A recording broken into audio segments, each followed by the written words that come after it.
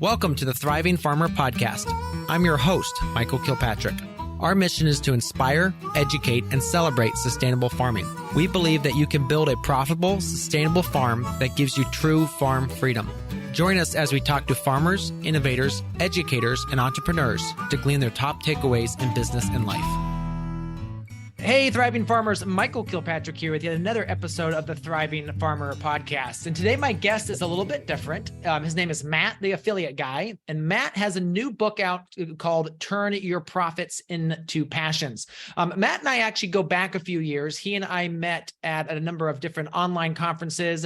And I've always been very impressed with how Matt just understands marketing. He understands things that help people buy and how to build the demand for a product or a service or a program. And so what I wanted to bring Matt on today is talk about his new book. He's got a new book out called Turn Your Passions into Profits. And we are going to talk about that. But first, if you want to grow your influence, have a bigger impact, and make more money in the process, our next guest is your go-to guy. Entrepreneurs and companies such as Tony Robbins and Dean Graziosi, Shark Tank's Kevin Harrington, Stu McLaren, Adidas, Ryan Levesque, Brian Tracy, Lewis Howes, Michael Hyatt, and Jeff Walker have trusted Matt McWilliams to run their affiliate programs and coach their affiliate teams. Today, he helps online business owners and brands, small and large, to leverage the power of partners to grow their businesses. He teaches you how to make money as an affiliate and how to work better with affiliates. Welcome, Matt. Hey, Michael. Thanks for having me, buddy. Absolutely. So let's talk a little bit about this because people, I think, in our audience may not quite understand about affiliate marketing. And I think that's important for them to do that because I think there's so much potential for farmers to be partnering together and to, support the general population with farmers. Yeah, I mean, it's definitely a unique audience, no doubt about it. And I think it's so cliche to say, but I mean, I know we're huge believers in, locally grown stuff as much as possible. I mean, there's certain, like, I cannot get a locally grown guava in Fort Wayne, Indiana to save my life. I don't know that they would survive, but there's some things that just cannot be locally grown. But my son said the other day, he's like, Dad, I love locally grown meat. Or beef, sorry. He said, I love the locally grown beef. Yeah. Like, me too, son. Me too.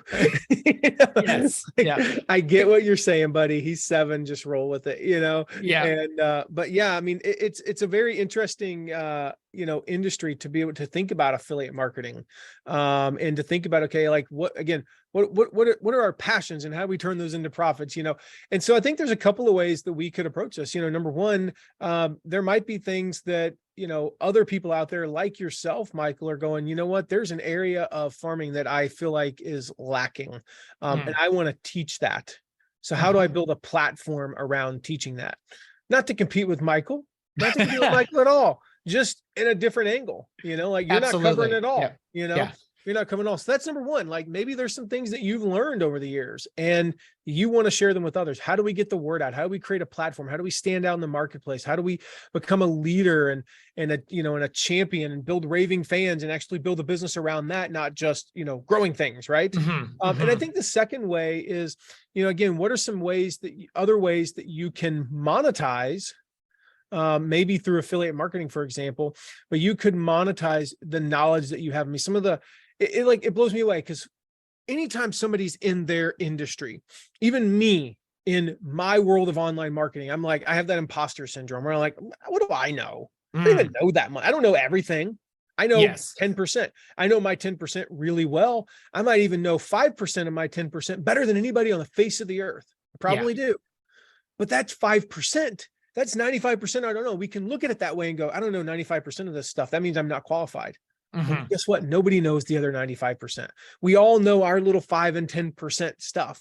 We are all experts in that little area. And so if we can go, okay, first of all, I can take that 5 or 10% and I can monetize that. I can turn that into a platform that attracts people. That's number one.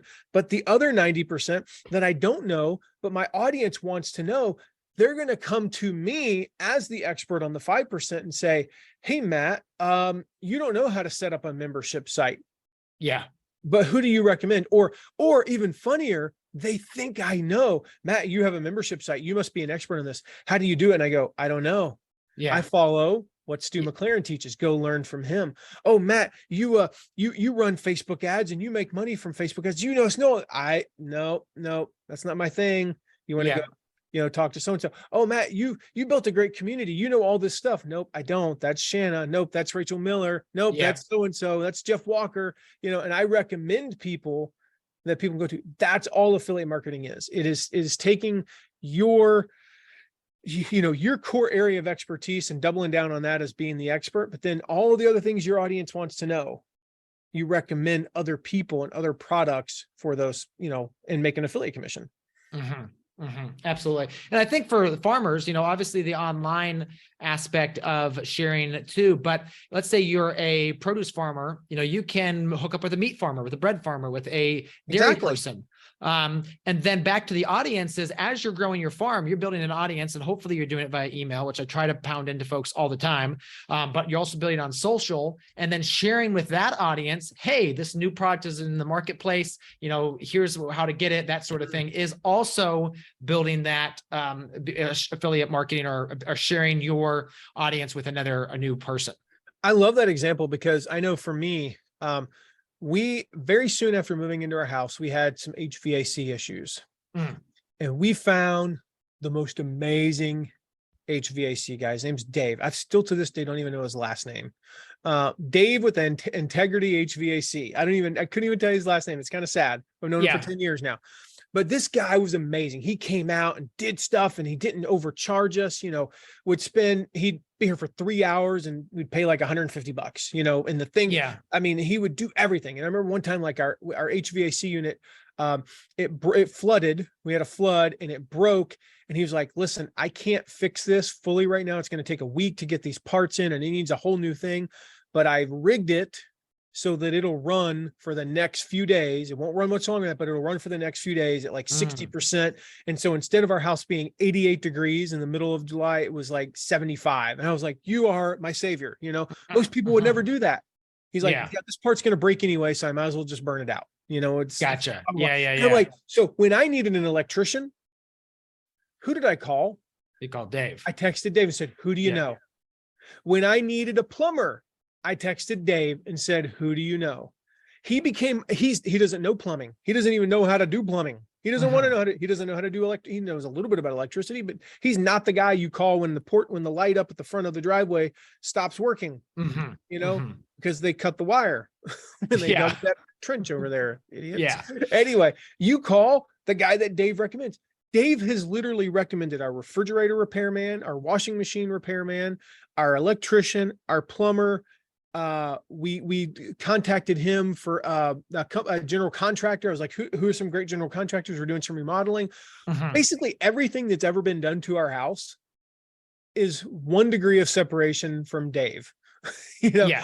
That's what affiliate marketing is, because here's the thing. I know that while he didn't directly get, a commission that I know of, they're going to send him business and so on and so forth. So think like that. The visual I give is I call it the affiliate donut.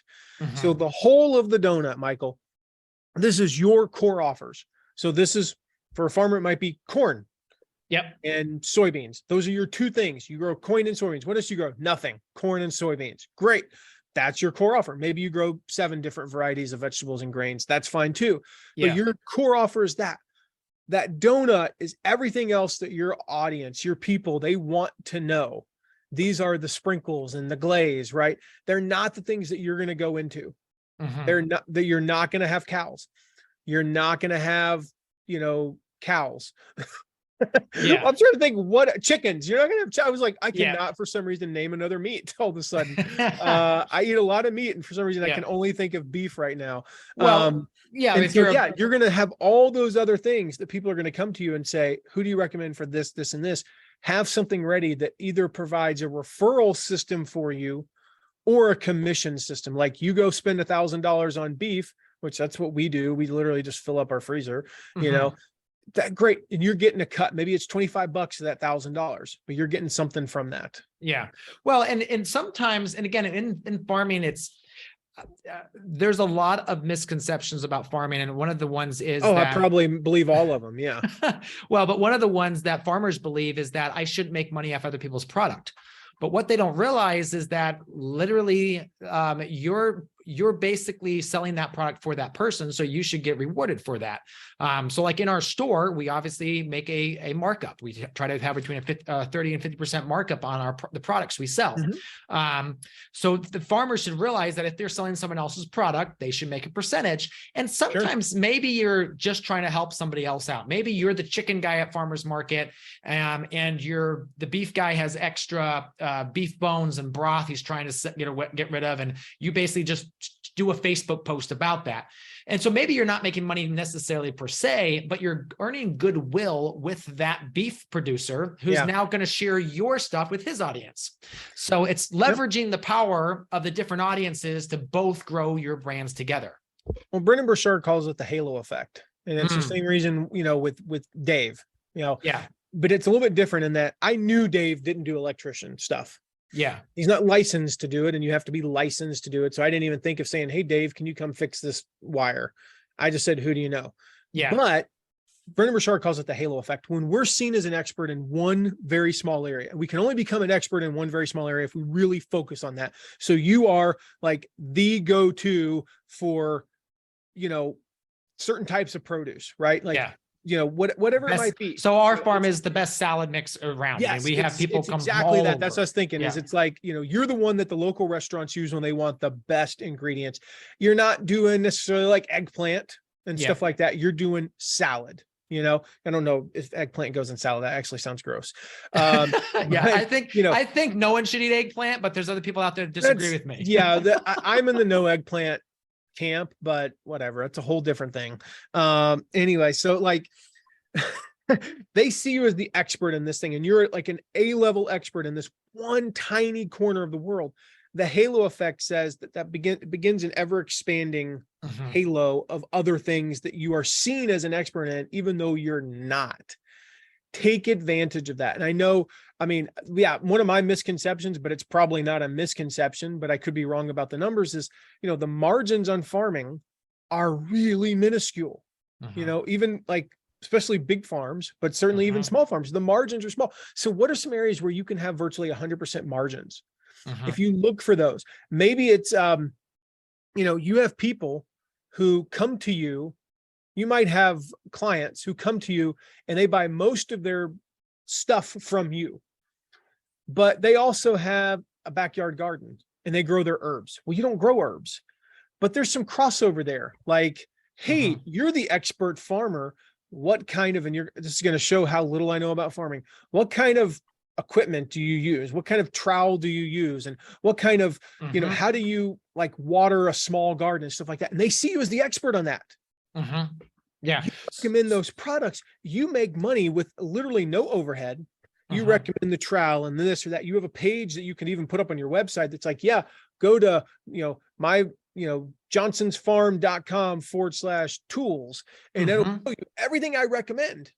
Absolutely. And spend $500 on stuff and you make $50. That's a 100% profit. You made $50 and it cost you nothing.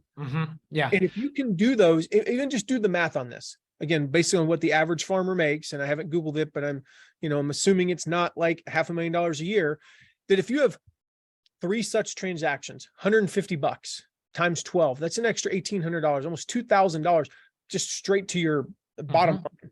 Like that's a vacation. That is a week-long, decent vacation that you get to take. Yeah. It is pure profit. So start thinking from a business standpoint, what are those pure profit ways that you can add on $1,000 here, $500 here, $2,000 here. At the end of the year, you suddenly have $5,000-6,000 extra dollars. Yeah. Like, that's a big deal. So that's a great example, Matt. And back to that herb person who's maybe growing the herbs in their backyard. Typically they need herb plants. And so you have extra herb plants because when you buy in herbs, we go to a broker and a broker sells us an entire flat. It may have 200, it may have 500 little little holes, little cells. And Mhm. then obviously we don't need that many. We just pop the rest up and we sell them at a great margin.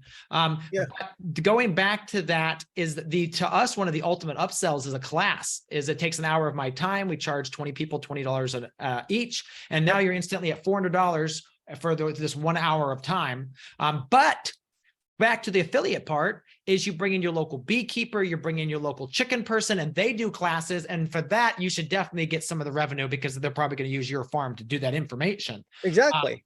But there's so much opportunity, I think. And another one affiliate aspect is you said tools, kitchen tools too. People love to spend money on kitchen tools. And one of the things we make ridiculous amounts of markup on is these little strawberry and tomato cores. They come and I forget, they cost us 59 cents and we charge like $5 for them.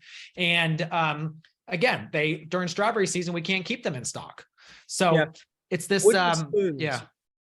Really fancy wooden spoons are one of the most irrational purchases. But again, here's what I know about people who go to their local farmer, people who have an herb garden. They will spend irrational amounts of money on some of what I would personally think is some of the dumbest stuff. But to them, it makes it like, and I think about it and I go, you know what? I use the same 3 wooden spoons over and over again. Why? Because they're the nicest wooden spoons in our kitchen. The really crappy ones are what I use to scrape stuff off the pans when it sticks. Yes. Like, does it affect the quality of the food? No, I don't think it does, but they're so nice and they're like artisan. They probably were like $50 each. They're really cool. So those are the types of things you got to think about because you think about who your audience is in this particular case. And that's just if all you're doing is dealing with those local customers. When you want to take it to the next level, and I know these are things that, that you talk about, but it's like, okay, so you've built a local following, you've got a few people and you're making a few extra $1,000 a year. Again, how do you take it to that next level? Yeah. And National. then how do you stand out, in the marketplace? And so that's actually, kind of ties back into the book. Like when we talk about, in the book, actually step 3 is all about capturing attention. So I'm assuming that your audience, Michael, is pretty clear on what they're passionate about. They've got that narrowed down and they're going, okay, I want to do this. I want to start maybe a platform teaching, this aspect of farming. Second step is all about committing to leading, right? Like seeing yourself as a leader. Your audience are experts. They're not going to have any issue with that. So how do we capture attention? And one of the biggest ways that I think, especially with your audience in today's time, is like that style and that personality. All right. So I think I know a few farmers. They've all got personality. Like some of them are different in a really good way. And here's the thing, when I go to like the farmer's market, we have the local farmer's market. It's about a mile from our house. I freaking love that place because we just get some of the most amazing stuff. And there's this one guy that grows peppers and it's always a hodgepodge. Like, sometimes you're going to get this one or this one and they're this or that. And I could spot him at the busiest festival in Fort Wayne, 25,000 people. I could pick him out of a crowd because he's so memorable. He's got a certain style to him. And so think about that, like have your own style, whether it's, okay, maybe other people in your, that you're competing against, so to speak, maybe they don't have tattoos and you do, then don't wear long sleeves, show off the tats, right? You've got an epic beard, then make sure you're highlighting the epic beard, whatever it is. Like it could be the gray early and highlight the gray. It could be that you're from the South. So, tone up the twang a little bit. One of the things in the book that I share is there's a video that I watched. It's probably about a decade ago with Chris Rock, the comedian. Okay. Chris Rock came off stage and this guy said, "Chris, are you like this always?" He's like, "No." He's like, "I'm me, but I'm 3 times me." In other words, it's me. None of this is fake. I'm just accentuating the things that make me unique. So we think about it like you go to the county fair, right? And they have the portrait drawer, that does the portraits. What does he do? He accentuates that one thing about your physical appearance that stands out. So if you've got ears that are slightly bigger, they're going to be huge. They're going to be Dumbo ears, right? I'm the most average looking plain person on earth. Like I don't have anything. Like, I've got glasses, right? I'm wearing glasses and I wear glasses most of the time unless I'm outside. So for me, he'll probably give me like big Harry Carey, glasses or something. Or he'll do something that makes it seem like, oh my gosh, that's the thing that stands out about Matt. I've got a scar on my nose where I got bitten by a dog when I was younger, and he'll probably make that look like a really cool scar, because right now it barely shows up and I want it to look cool.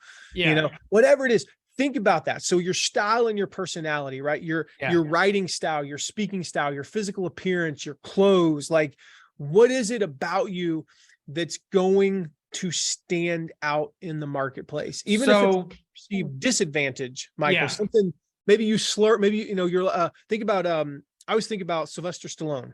Right, when I say Sylvester Stallone, Michael, what's the one quote that comes to mind? Oh gosh, but the whole aspect is how his words are slurred a bit. Yeah, but it's Yo Adrian, right? Yes. Who would ever remember Yo Adrian if it had been Yo Adrian? Arnold Schwarzenegger. Yes. You know where I'm going with that one, right? Yeah, the Terminator one. Yeah. I'll be back. If it had been Bruce Willis, I'll be back. It would have been the most unmemorable line in the history of the movies. Nobody would have remembered it. And he even said, like, if I didn't have this crazy accent, I'd still be in the Alps yodeling. Like if you think about that, right? Yeah. Now I'm governor of California. And so he's like, well, he's not, but he was. If you think about that, like, that's what allowed him to stand out. He came to the United States as a crazy sounding Austrian dude. Like, this is a big disadvantage.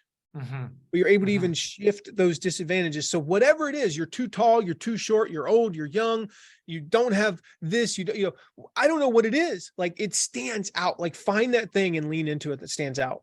Yeah. This episode is sponsored by the Real Organic Project. Joining us is Lindley Dixon to share about their upcoming symposium. Lindley, what's going on? Thank you so much, Michael. I am so excited to invite you and our listeners to the day-long pre-conference at EcoFarm. This is going to be Tuesday, January 17th, and it's going to be an incredible gathering of so many of the pioneering farmers of the organic movement. They're going to give TED-style talks about their personal experiences within a broken food system and what the farmer-led Real Organic Project is doing to fix it. Who will be speaking? We got Paul Hawken to give the morning keynote, and we're going to end the day with Paul and my co-director Dave and me exploring the connections between his regeneration project and the Real Organic Project. So how we're working together to fix all these problems. We've got Alan Lewis of Natural Grocers explaining how difficult it is to get that shelf space that we all need for our veggies. And we've got probably the chef that opened the first organic restaurant in the country. Her name is Jessie Cool. And so many of our farmers telling their personal stories of the real effects of USDA policies. So we've got Paul Muller, Emily Oakley, Jennifer Taylor, Javier Zamora, Drew Rivers, Hugh Kent, and Francis Takey, the dairy farmer up in Iowa that we all love so much. That's awesome. How do we join you for this amazing lineup? Well, we're going to be asking so many questions like, how do we outsmart the consolidation and lack of transparency that's so pervasive throughout the food system? How do we really foster that regional organic agriculture based on healthy soils and well-managed pasture? And how you can be involved in this farmer-led movement. So to join us, visit realorganicsymposium.org/ecofarm. And you can just go to our home site too. If you search Real Organic Project, you'll see a poster there. Awesome. That's great, Lindley. And if they want to learn about how to apply for the Real Organic program? Great. Farmers can apply for our farmer-led organic label to distinguish organic products that are grown in healthy soils and raised on vibrant pastures. Just go to realorganicproject.org/thriving farmer. Absolutely. All right. Thank you so much. Thanks, Michael. One of my mentors, she wore the exact same shirt to the farmer's market every single time. And so basically you could pick, you'd walk up to her stand and it just felt, that was that. And then, I'm sure she washed it between uses and all of that, but it was this, she just had a bunch of the same ones, she's like Zuckerberg, Steve Jobs. Yeah, she had it was a denim shirt with flowers embroidered on the pockets, and boom, I instantly memorized that. Yes. So that's something that stands out to people. But absolutely. Now, one of the things you talk about here is I think one of a lot of farmers do is they have the passion. Sometimes they don't have the profits. So talk about that aspect of knowing your worth and owning that, because that's one of the things that I struggle to get through to farmers sometimes, is to say, hey, you are working harder than 90% of the people out there, and you are doing some of the most important work in the world, which is feeding our communities. So you need to be owning that and charging what you're worth. I mean, you said it. It's a mindset thing. It really is a mindset thing. And it goes back to what we're talking about. Like, sometimes it's like, well, I don't deserve to make $50 just to recommend a spoon. Yeah. I don't deserve, or, it could be $10. Like, really? That's all I did. You have to detach yourself from the work you put in to the value you deliver. Mm-hmm. The work you put in to the value to deliver. For most people, there is a disconnect between those two.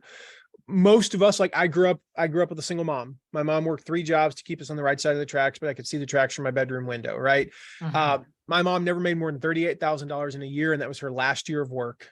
Wow. Just 2 years ago. I helped her do her taxes that year. It was the most she ever made. Wow. Right. My mom, for her entire life, she was on salary the last few years of her life, but even then it was basically salary tied to working 40 hours a week. Mm-hmm. She worked hourly. She was paid hourly. You showed up, you stayed there for 8 hours, and they paid you for 8 hours. Yeah. There was a connection between time and worth. I want to make the connection between value and worth. Mm-hmm. So, for instance, I tell people this all the time. When I coach, and I do a lot of coaching. This is the reason why I wrote the book, was because not everybody can afford to pay me $2,500 for 2 hours of coaching. Yeah. When you sign up, we do a minimum of 2 months, 2 hours a month. It's $5,000.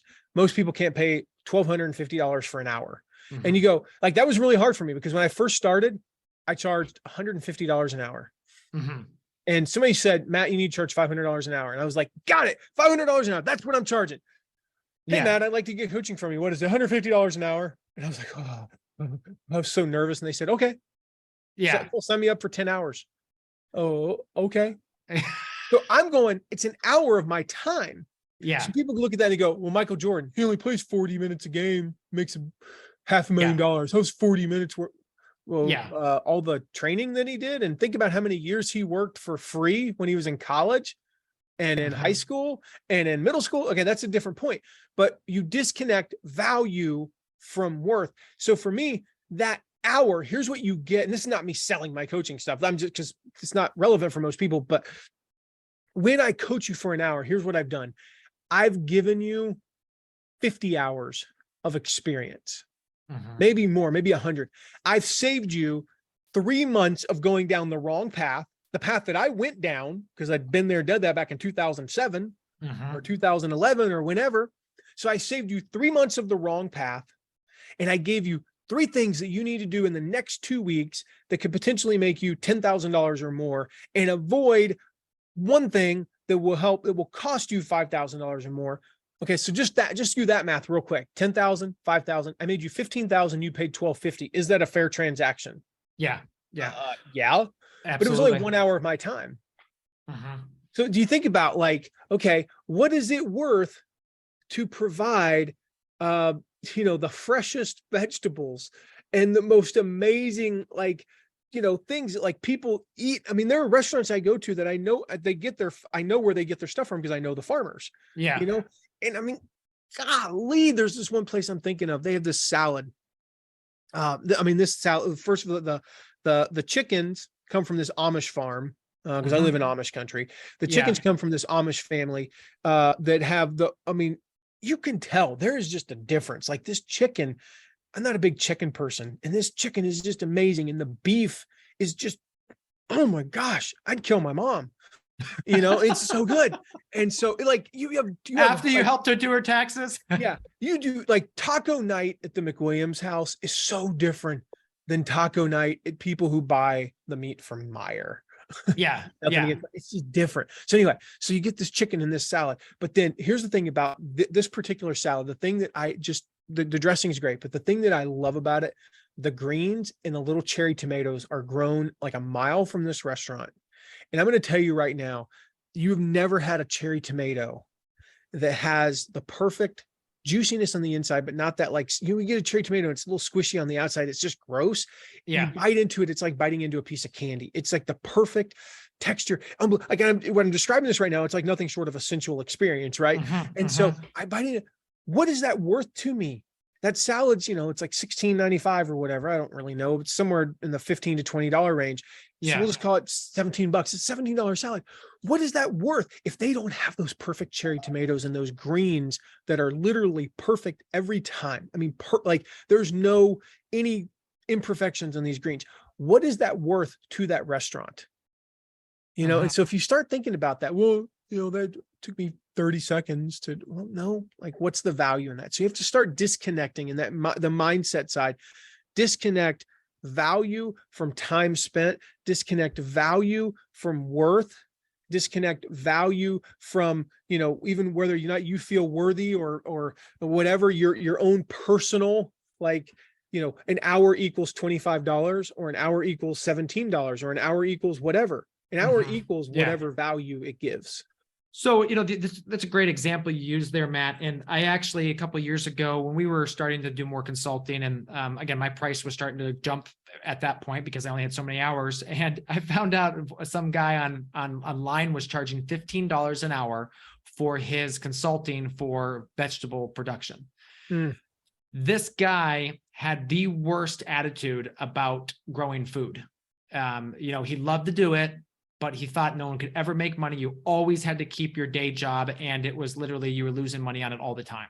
And that's what his value was. And so that's why how he valued his time in relationship to that.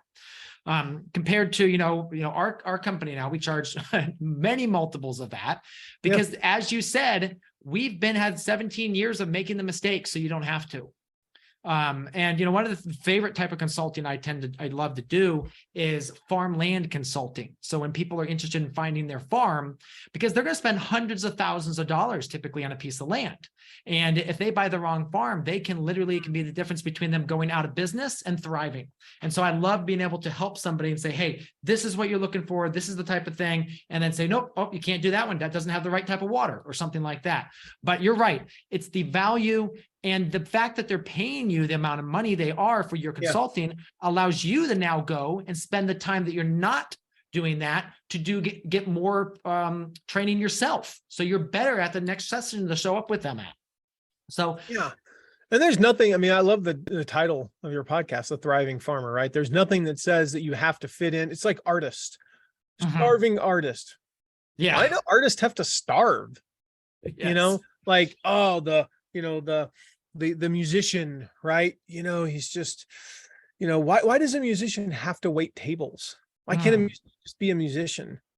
And that's, that's a whole different thing. Like the economy of today, like it used to be that, you either were a famous musician or you literally did have to wait tables. And now, you can have 1,000 fans paying, $5 a month to do something. And you can, you may not be like a millionaire, but you can make a full-time average American's income from 1,000 fans paying $5 a month. Like it's pretty cool what we can do today and different things. Why can't farmers do the same thing?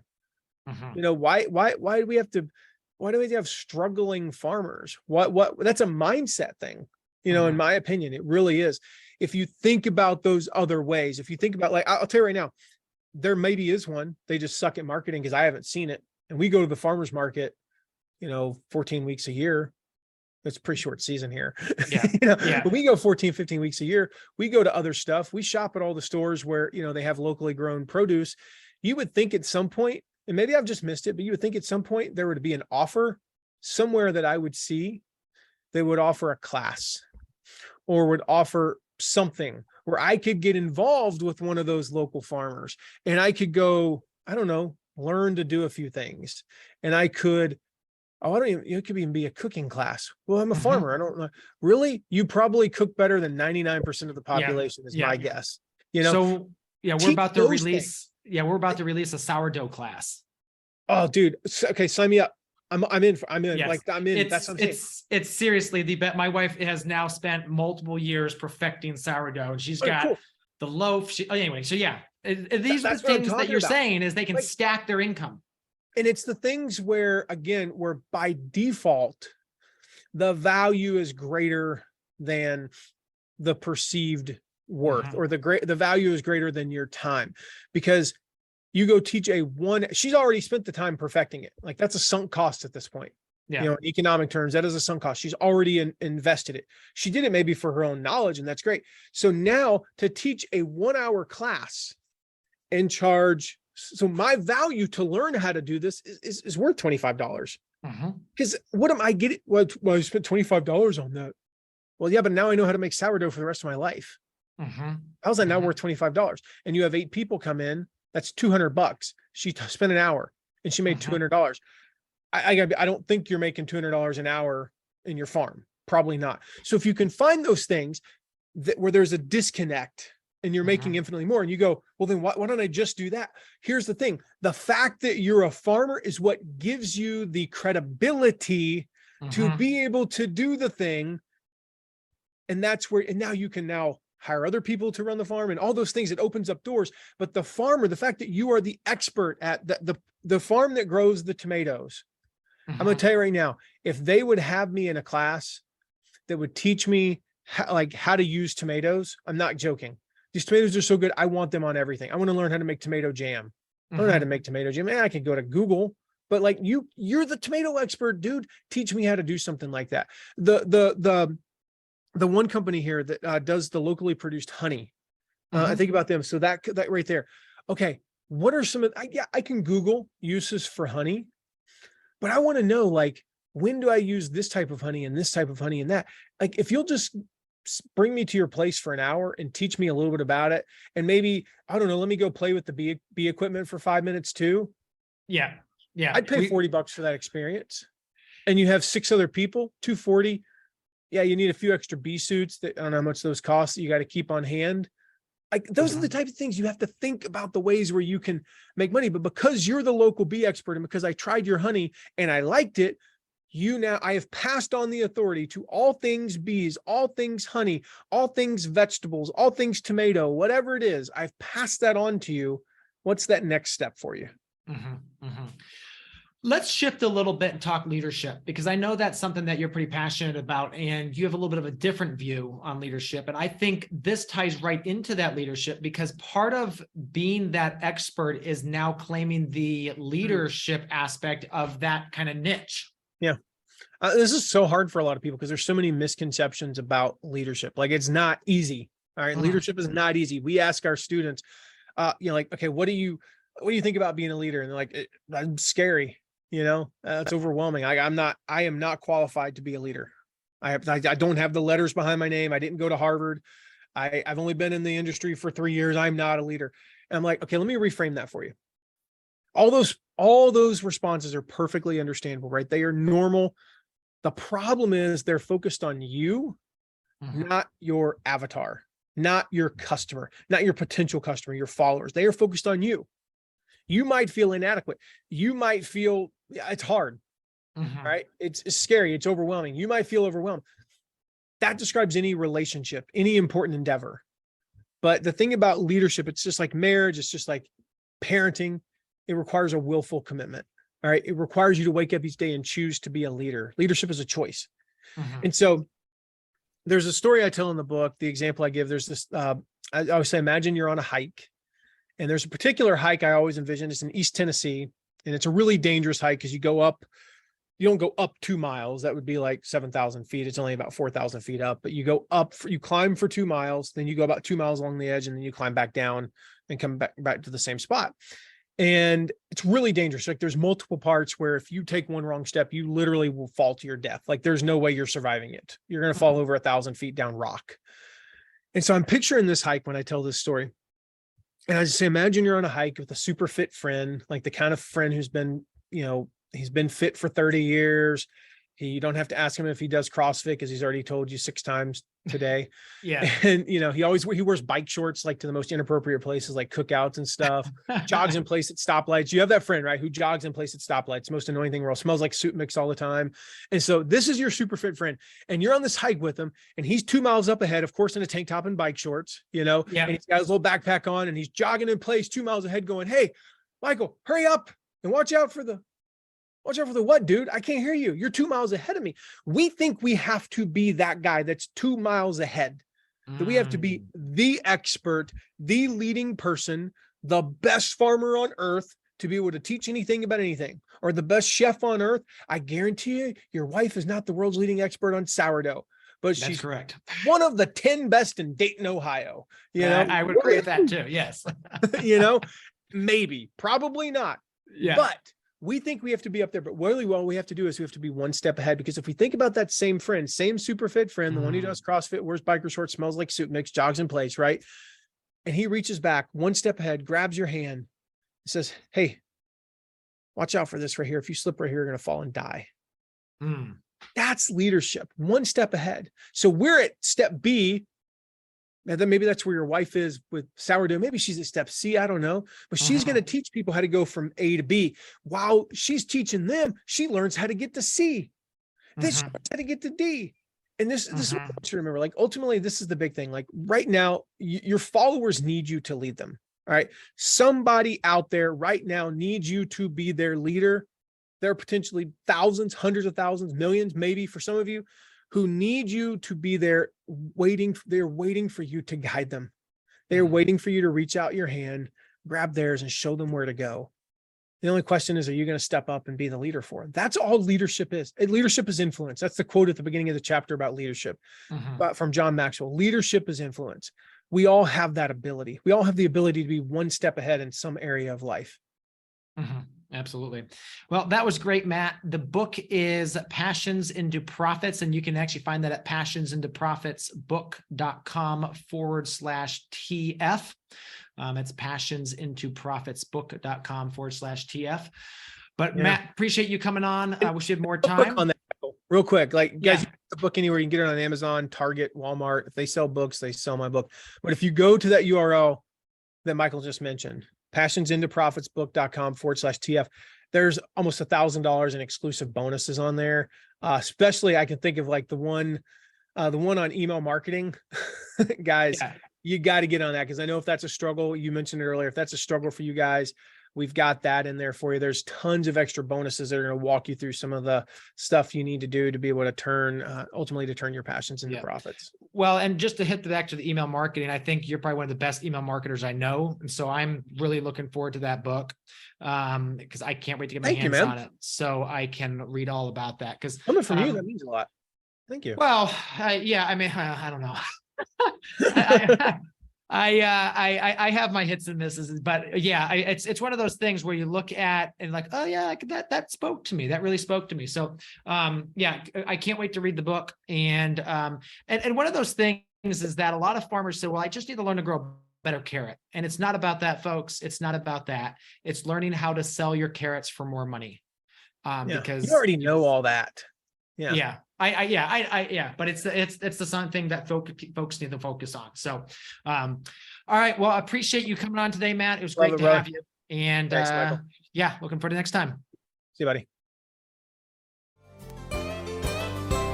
So there you have it, another episode in the books. So I'd love if you would hop on over to iTunes and leave us a rating and a review. Those mean everything to us. We love to hear what you're thinking. If you have a podcast guest that you can recommend, please pop on over to the Thriving Farmer Podcast website and leave us a review. That's thrivingfarmerpodcast.com.